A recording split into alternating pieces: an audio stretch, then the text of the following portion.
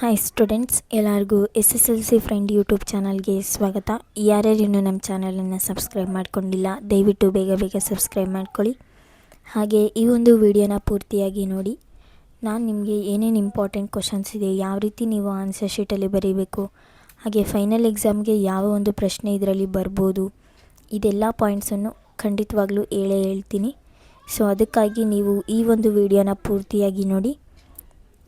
ಹಾಗೆ ಈ ವಿಡಿಯೋ ಇಷ್ಟ ಆದರೆ ದಯವಿಟ್ಟು ಲೈಕ್ ಮಾಡ್ಕೊಳ್ಳಿ. ನಮ್ಮ ಚಾನಲನ್ನು ಹೊಸದಾಗಿ ವಿಸಿಟ್ ಮಾಡ್ತಿದ್ರೆ ಸಬ್ಸ್ಕ್ರೈಬ್ ಮಾಡ್ಕೊಳ್ಳಿ.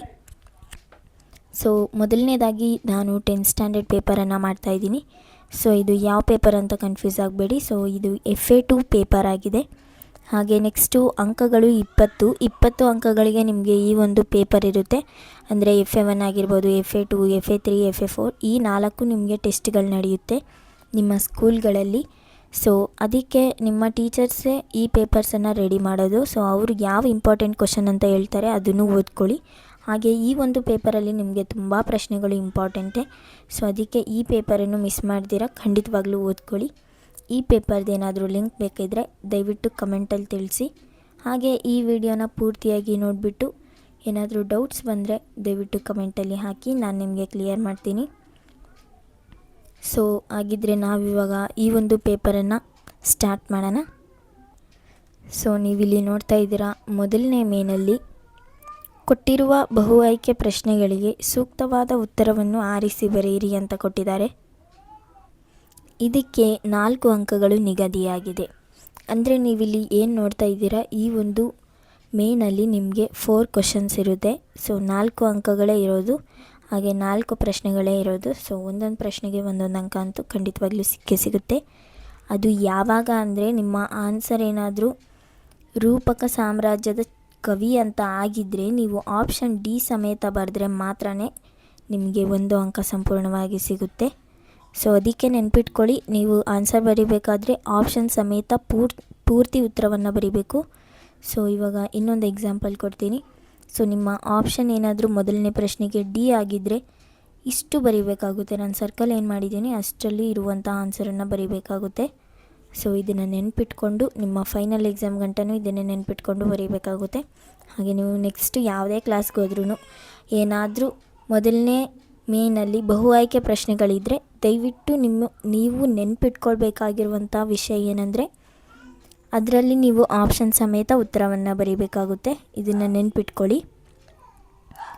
ಸೊ ಬನ್ನಿ ಹಾಗಾದರೆ ನಮ್ಮ ಒಂದು ವಿಡಿಯೋನ ಸ್ಟಾರ್ಟ್ ಮಾಡೋಣ.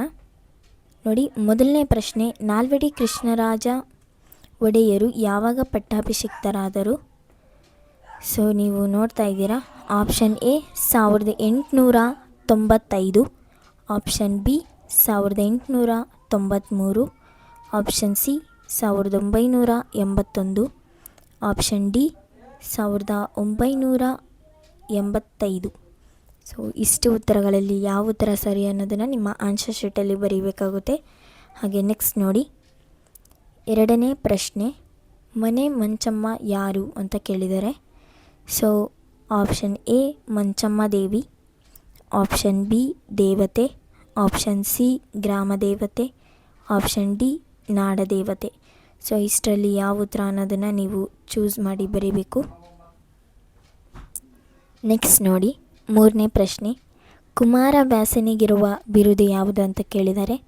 ಸೊ ಆಪ್ಷನ್ ಎ ಗದುಗಿನ ನಾರಣಪ್ಪ, ಆಪ್ಷನ್ ಬಿ ರೂಪಕಾಲಂಕಾರ ಕವಿ, ಆಪ್ಷನ್ ಸಿ ಹಳೆಗನ್ನಡ ಕವಿ, ಆಪ್ಷನ್ ಡಿ ರೂಪಕ ಸಾಮ್ರಾಜ್ಯದ ಕವಿ.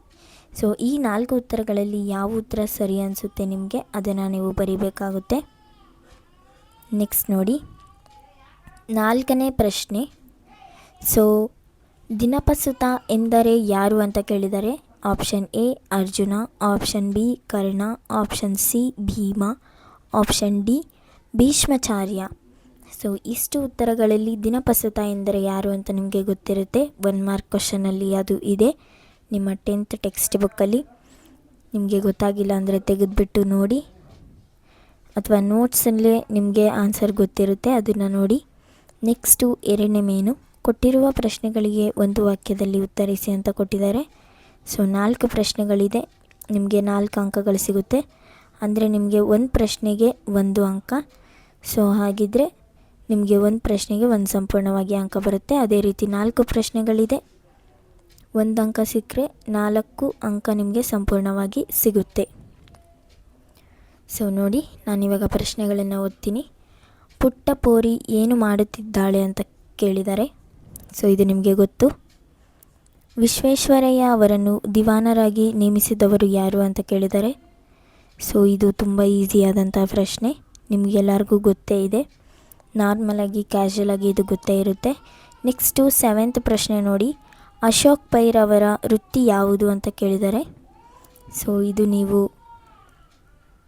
ಬರೀಬೇಕಾಗುತ್ತೆ ಆನ್ಸರು. 1 ಮಾರ್ಕ್ ಅಂದರೆ ನೀವು ಒಂದು ವಾಕ್ಯದಲ್ಲಿ ಅದನ್ನು ಆನ್ಸರನ್ನು ಶಾರ್ಟಾಗಿ ಬರಿಬೋದು.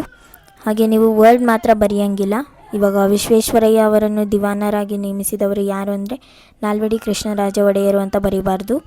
ಅದರ ಜೊತೆಯಲ್ಲಿ ನಾಲ್ವಡಿ ಕೃಷ್ಣರಾಜ ಒಡೆಯರು ವಿಶ್ವೇಶ್ವರಯ್ಯ ಅವರನ್ನು ದಿವಾನರಾಗಿ ನೇಮಿಸಿದರು ಅಂತ ಸಂಪೂರ್ಣ ವಾಕ್ಯವನ್ನು ಬರೀಬೇಕು. ಇದೊಂದನ್ನು ಸಹ ನಿಮ್ಮ ಮೈಂಡಲ್ಲಿ ನೆನ್ಪಿಟ್ಕೊಳ್ಳಿ. ಮುಂದೆ ನೀವು ಫೈನಲ್ ಎಕ್ಸಾಮಲ್ಲಿ ಅದೇ ರೀತಿ ವಾಕ್ಯಪೂರ್ಣವಾಗಿ ಬರೀಬೇಕಾಗುತ್ತೆ. ನೆಕ್ಸ್ಟ್ ನೋಡಿ 8th ಪ್ರಶ್ನೆ. ಕುಮಾರವ್ಯಾಸನ ಆರಾಧ್ಯ ದೈವ ಯಾರು ಅಂತ ಕೇಳಿದ್ದಾರೆ. ಸೊ ಅದಕ್ಕೂ ಅಷ್ಟೇ ಆನ್ಸರ್ ಬರೀರಿ ಪೂರ್ಣವಾಗಿ. ನೆಕ್ಸ್ಟ್ ನೋಡಿ 3ನೇ ಮೇನಲ್ಲಿ ಏನಿದೆ ಅಂತಂದರೆ ಕೊಟ್ಟಿರುವ ಪ್ರಶ್ನೆಗಳಿಗೆ 2-3 ವಾಕ್ಯದಲ್ಲಿ ಉತ್ತರಿಸಿ ಅಂತ ಕೊಟ್ಟಿದ್ದಾರೆ. ಸೊ ಇಲ್ಲಿ ನಿಮಗೆ 3 ಪ್ರಶ್ನೆಗಳನ್ನು ಕೊಟ್ಟಿದ್ದಾರೆ. 2 ಅಂಕಕ್ಕೆ 1 ಪ್ರಶ್ನೆ ಇರುತ್ತೆ. ಸೊ ಇದಕ್ಕೆ 2 ಅಂಕ ಅಂದರೆ 9ನೇದಕ್ಕೆ 2 ಅಂಕ, 10ನೇದಕ್ಕೆ 2 ಅಂಕ, ಆಮೇಲೆ 11ನೇದಕ್ಕೆ 2 ಅಂಕ. ಸೊ ಟೋಟಲಾಗಿ ನಿಮಗೆ 6 ಮಾರ್ಕ್ಸ್ ಈ ಒಂದು ಮೇನಲ್ಲಿ ಸಿಗುತ್ತೆ. ಸೊ ನೋಡ್ಕೊಳ್ಳಿ. ಹಾಗಿದ್ರೆ ನೆಕ್ಸ್ಟ್ ನೋಡೋಣ. ಈ ಕೆಳಗಿನ ವಾಕ್ಯಗಳನ್ನು ಸಂದರ್ಭ ಸಾರಿಸಿದೊಂದಿಗೆ ಬರೆಯಿರಿ. ಸೊ 2 ಪ್ರಶ್ನೆ ಕೊಟ್ಟಿದ್ದಾರೆ, 2ರಲ್ಲಿ 1 ಪ್ರಶ್ನೆ ಬರೀಬೇಕು. ನಿಮಗೆ 3 ಅಂಕಗಳು ಈ ಒಂದು ಮೇನಲ್ಲಿ ಸಿಗುತ್ತೆ. ಹಾಗೆ ನೆಕ್ಸ್ಟ್ ನೋಡೋಣ. ಇದು ಲಾಸ್ಟ್ ಪ್ರಶ್ನೆ. ಸೊ ಕೊಟ್ಟಿರುವ ಪ್ರಶ್ನೆಗಳಿಗೆ 5-6 ವಾಕ್ಯಗಳಲ್ಲಿ ಉತ್ತರಿಸಿ ಅಂತ ಕೊಟ್ಟಿದ್ದಾರೆ. ಸೊ ಇದು 4 ಮಾರ್ಕ್ಗೆ ಬರಬೇಕಾದಂಥ ಪ್ರಶ್ನೆ. ಇದು 4 ಅಂಕಗಳಿಗಿದೆ. ಸೊ ಇಲ್ಲಿ ಮಿಸ್ಟೇಕಾಗಿ 3 ಅಂತ ಕೊಟ್ಟಿದ್ದಾರೆ. ಸೊ ನೆನ್ಪಿಟ್ಕೊಂಡು 4 ಅಂಕಗಳಿಗೆ ಆಗುವಷ್ಟು ನೀವು ಆನ್ಸರನ್ನು ಬರೀಬೇಕಾಗುತ್ತೆ. ಸೊ ನೋಡ್ಕೊಳ್ಳಿ. 13ನೇ ಪ್ರಶ್ನೆ. ನಾಲ್ವಡಿ ಕೃಷ್ಣರಾಜ ಒಡೆಯರ ಕಾಲದಲ್ಲಿ ಮೈಸೂರು ಮಾದರಿ ರಾಜ್ಯ ಹೇಗಾಯಿತು?